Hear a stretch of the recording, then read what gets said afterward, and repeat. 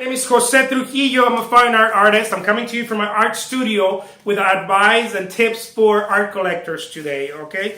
I have the word of the day. I guess that the two words of the day. It's limited edition. You hear this, here and there when if you're new to the game in art collecting or to the art world, or you're going around and checking out galleries and art studios or whatever, and you hear that you hear those two words. Oh, this is a limited edition. It's a limited edition, and maybe you might be hesitant to ask. You don't want to sound like ignorant. Oh, I don't want to ask what limited edition is. I'm here to tell you what limited edition is. Limited edition refers to a group of numbered, usually, pieces.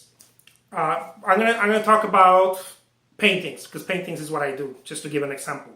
So let's say I create an original painting. I love that painting. I have it professionally photographed or scanned, and then I sell it, it's gone.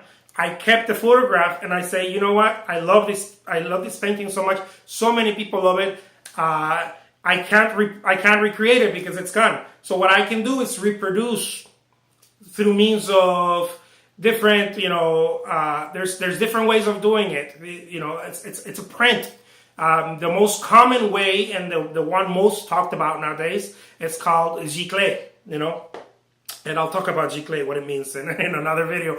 But it just means it's an offset type of print. It's just done through a machine, right? It's through a computer, and it's just printed out with through like a printing, it's just a printing, like you're printing out a sheet of paper, but you're doing it on most people do it on canvas, and it's a specific type of job that it's not so simple as just push and play and press. Many people seem to think that, but it's got to do with color and there's a whole process to it.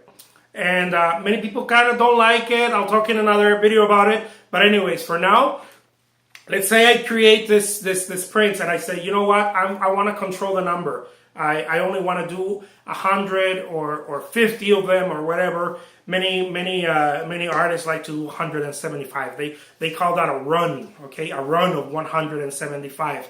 So now I have a limited edition of 175 pieces or 100 pieces, whatever.